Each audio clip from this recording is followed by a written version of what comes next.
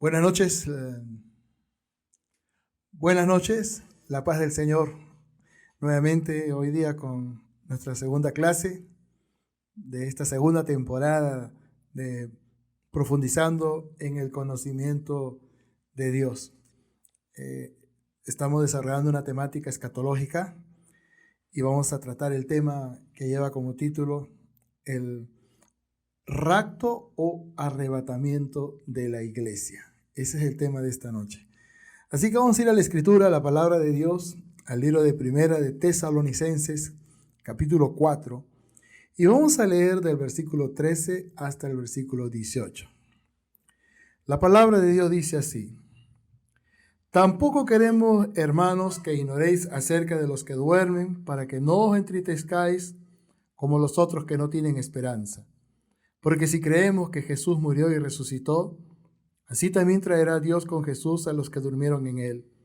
Por lo cual os decimos esto en palabra del Señor, que nosotros que vivimos, que habremos quedado hasta la venida del Señor, no precederemos a los que durmieron.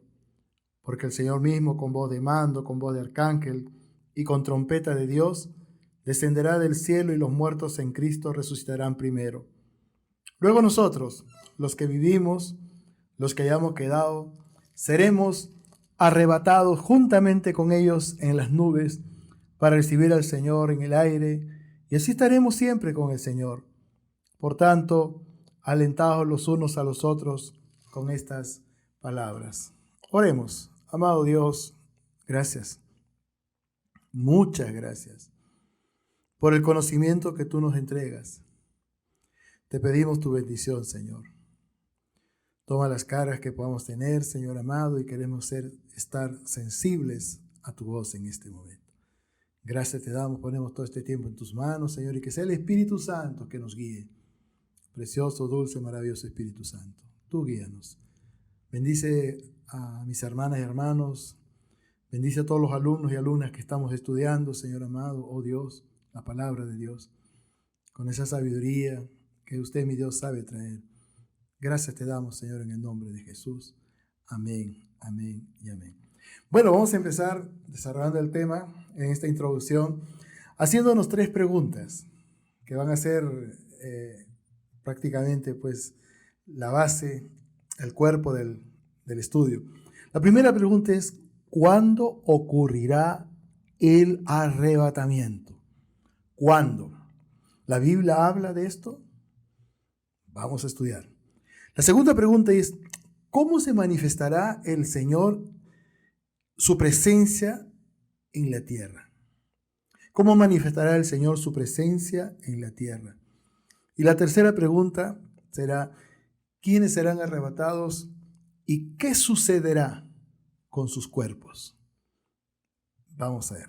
Primer punto: ¿cuándo ocurrirá el arrebatamiento? Para esto vamos a ir al libro de San Mateo, capítulo 24. Lo lindo es que en la palabra de Dios nosotros encontramos todas las respuestas. Por supuesto, algunas quizás ya hasta harto conocidas por nosotros, pero en el estudio tenemos que profundizar.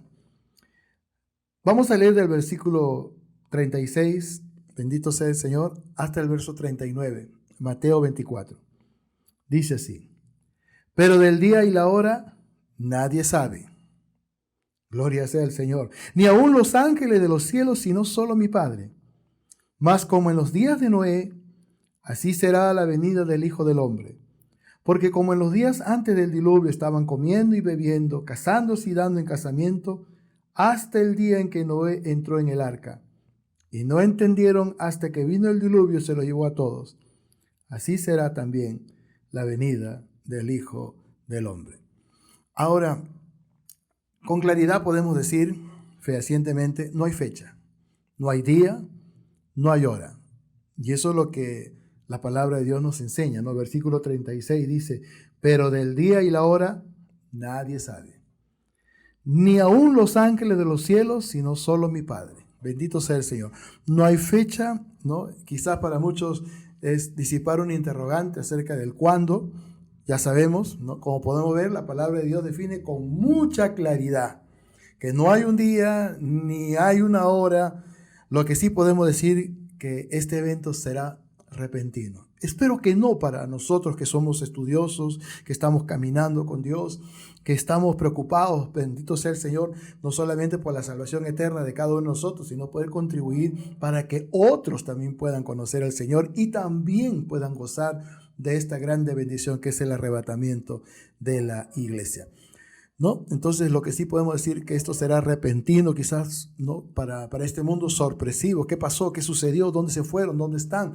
Las iglesias vacías, los cristianos que alababan, que cantaban, ya no están. Vino el Señor. La segunda pregunta: ¿cómo manifestará Dios su presencia en el rapto? Dos textos en la Biblia describen con mucha claridad y mucha sencillez el cómo. ¿Cómo será? ¿Qué pasará? ¿Cómo manifestará Dios su presencia? Bendito sea el Señor.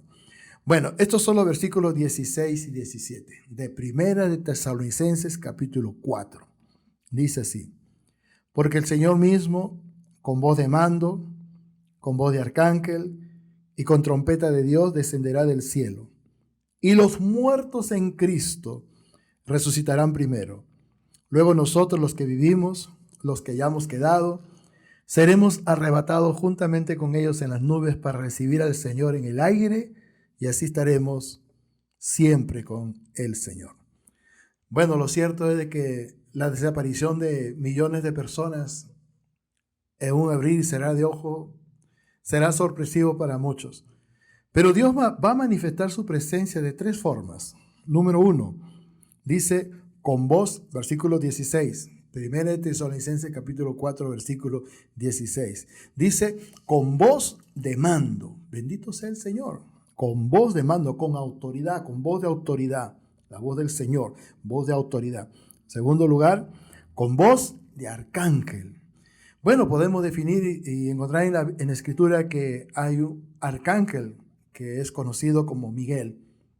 Creemos que puede ser él. Y con trompeta de Dios. Bueno, voz de mando. Jesucristo da la orden, ¿no? Grita, ¿no? En el griego es la palabra keleusma, el grito, ¿no? Con voz de arcángel. Esta es repetida por un arcángel. Bendito sea el Señor. Se cree que puede ser Miguel. Y con trompeta de Dios. Y la trompeta de Dios tiene dos significados, ¿no? En la palabra del Señor lo podemos encontrar. La primera es un instrumento de adoración, ¿no? Y lo podemos ver incluso actualmente en algunas congregaciones que usan las trompetas, ¿no? Para adorar y alabar al Señor. Pero en el contexto, ¿no? Y esto vamos a verlo en la siguiente clase, va a ser un instrumento de juicio. Las trompetas, con trompeta de Dios. La tercera pregunta: ¿quiénes serán arrebatados? ¿Y qué sucederá con sus cuerpos? Bueno, observemos el orden. El orden de este acontecimiento. Yo creo que esto es muy importante para poder responder a esta pregunta. ¿Quiénes serán, en este primer paso, punto, quiénes serán no arrebatados? Vamos a ver qué dice la palabra del Señor, ¿no? En el libro de Primera de Tesalonicenses, capítulo 4, versículo 16, la parte final dice, pero vamos a leer todo el texto. Dice así: porque el Señor mismo, con voz de mando, con voz de arcángel y con trompeta de Dios, descenderá del cielo. Alabado sea el Señor.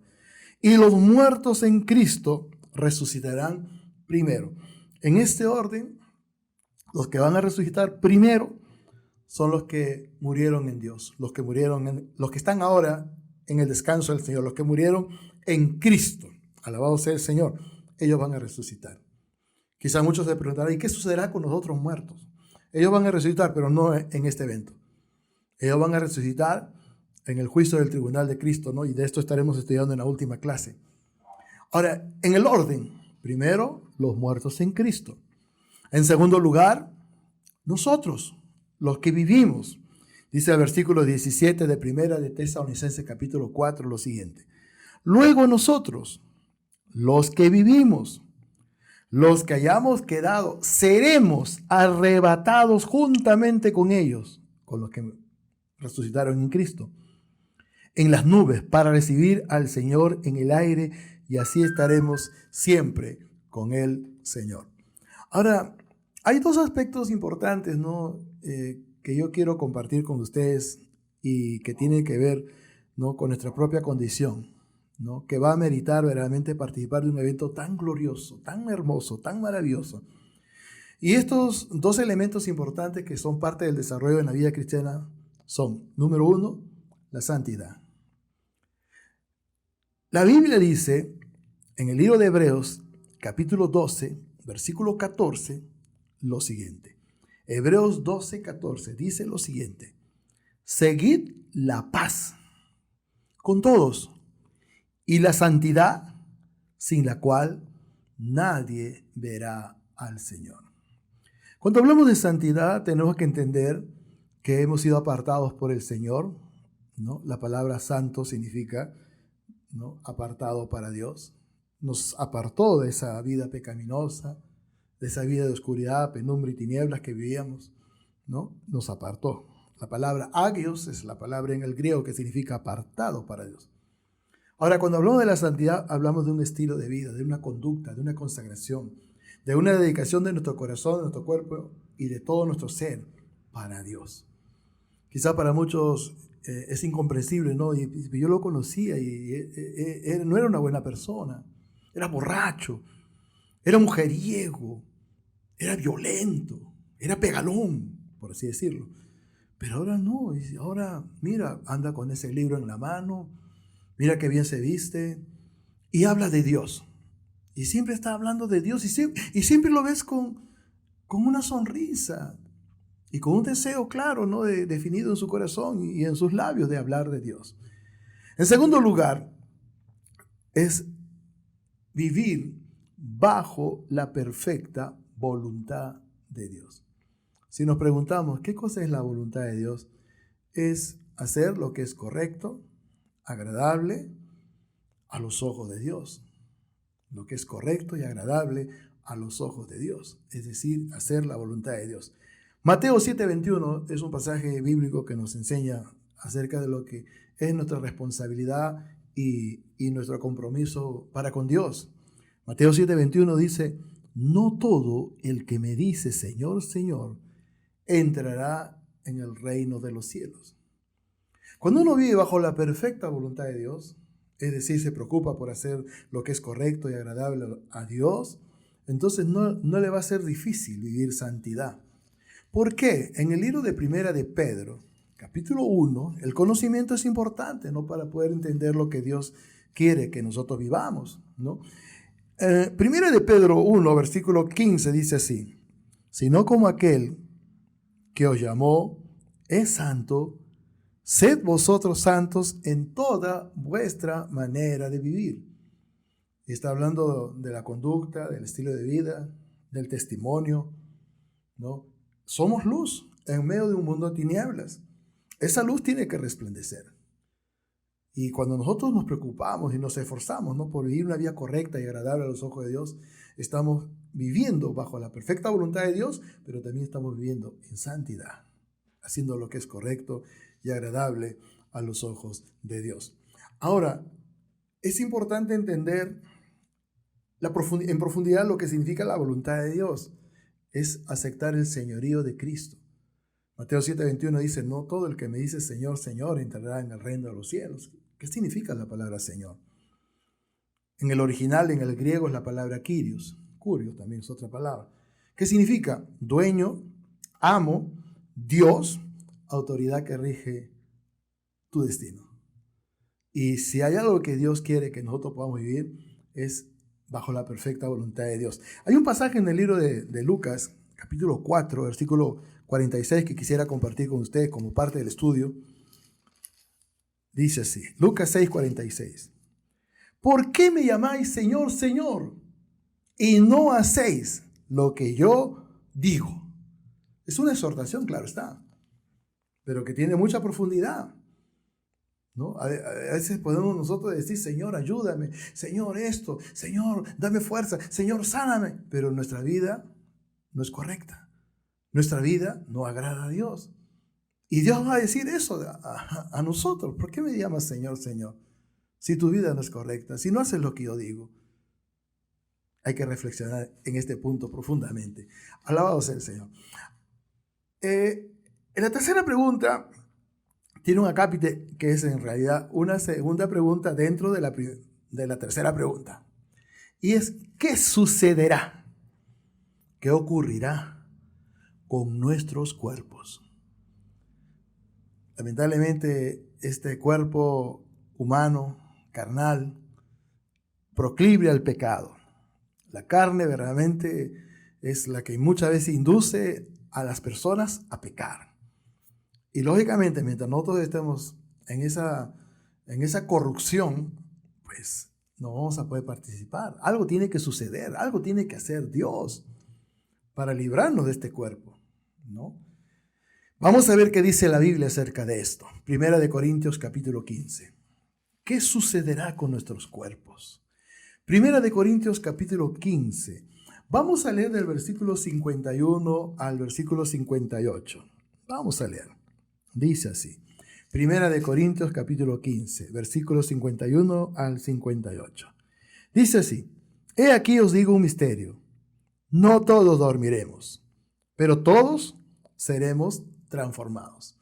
Cuando leíamos hace un instante en Primera de Tesalonicense, hablaba en el versículo número 13, capítulo 4, verso 13, hablaba de los que están durmiendo. Los que están durmiendo, ¿no? Voy a leer ese pasaje para poder. Dice, tampoco queremos, hermanos, que ignoréis acerca de los que duermen, para que no os entristezcáis como los otros que no tienen esperanza. Los que duermen son los que murieron en Cristo. Están en el descanso eterno, en el descanso del Señor. Alabado sea el Señor. Y ellos, los que murieron en Cristo, van a resucitar. Ahora, cuando vamos al capítulo 15 de Corintios, para encontrar una respuesta a la pregunta, ¿qué sucederá con nuestros cuerpos? Dice el apóstol Pablo a los Corintios, he aquí os digo un misterio, no todos dormiremos, pero todos seremos transformados. En un momento, en un abrir y cerrar de ojos, a la final trompeta, porque se tocará la trompeta, y los muertos serán resucitados incorruptibles, y nosotros seremos transformados. Porque es necesario que esto corruptible se vista de incorrupción, y esto mortal se vista de inmortalidad.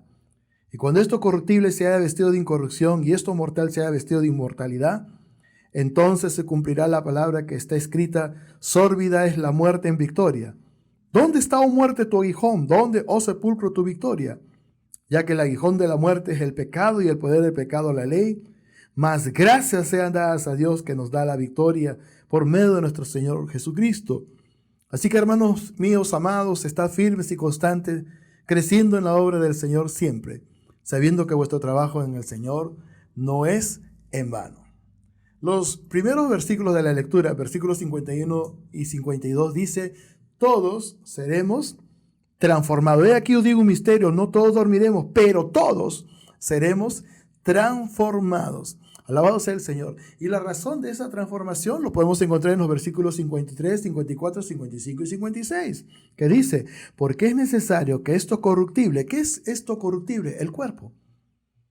El cuerpo.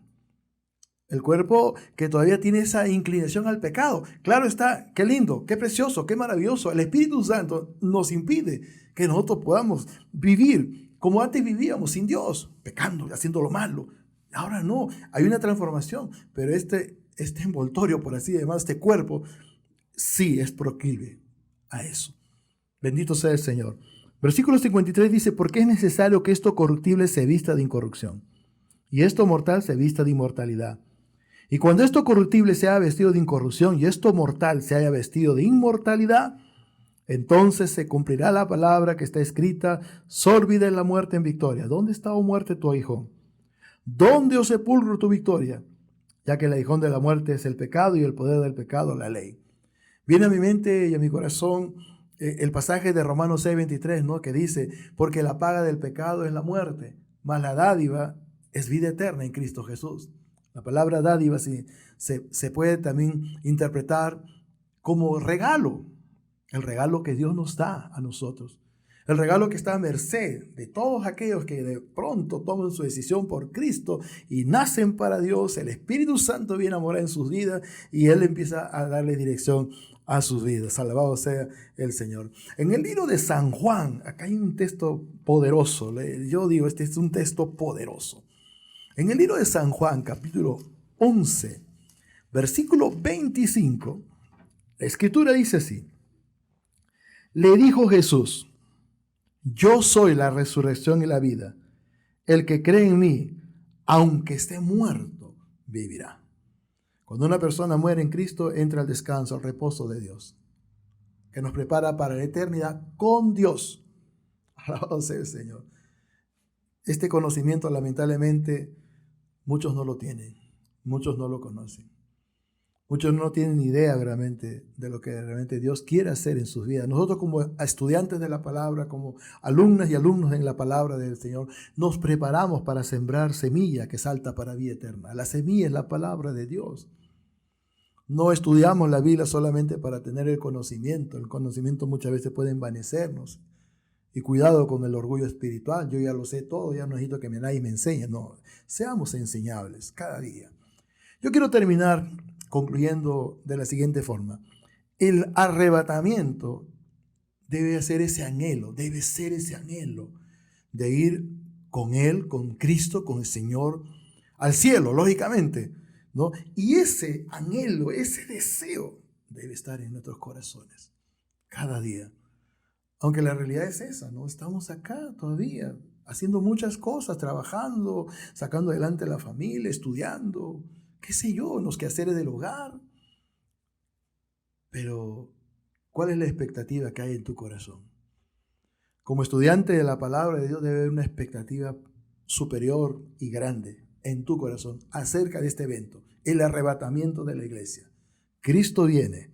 ¿Cuándo? La Biblia dice, nadie lo sabe, ni el día ni la hora, solo el Padre. Alabado sea el Señor, pero eso va a pasar, va a ocurrir. Recordemos, ¿no?, lo que aprendimos la semana pasada acerca, ¿no?, de lo que Dios espera que nosotros hagamos. ¿Qué cosa? Mateo 24:44. Jesús dijo, por tanto, está preparados porque el Hijo del Hombre vendrá en el arrebatamiento cuando menos lo pensáis.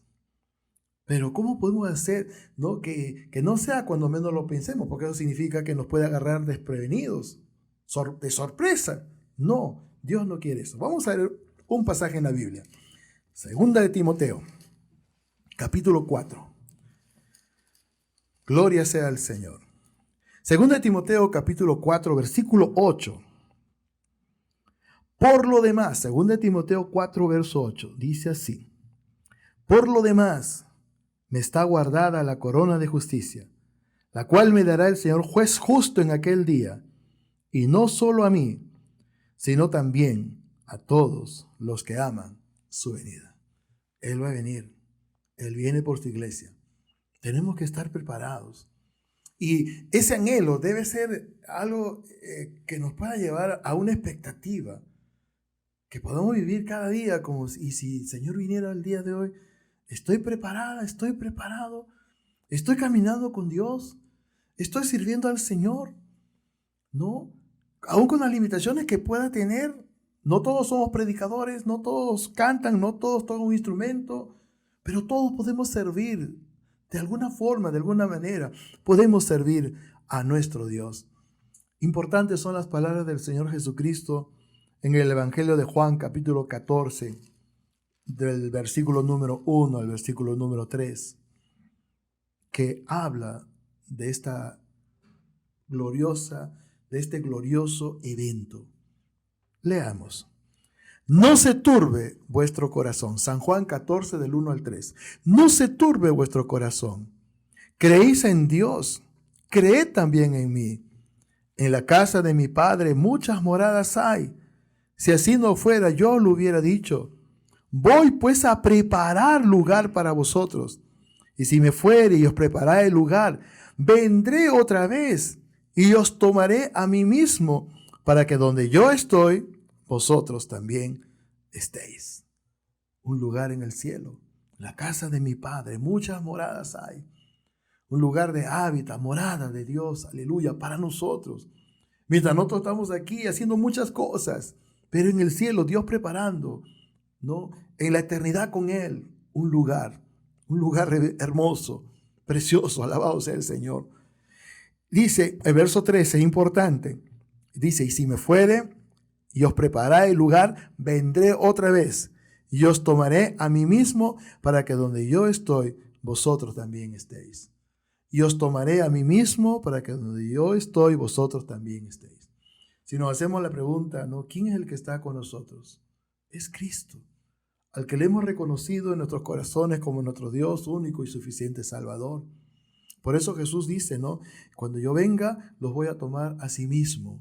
O sea que Él se va a ver a sí mismo en nosotros. ¿Por qué? Porque Él mora, porque Él vive en nosotros. Bendito sea el Señor.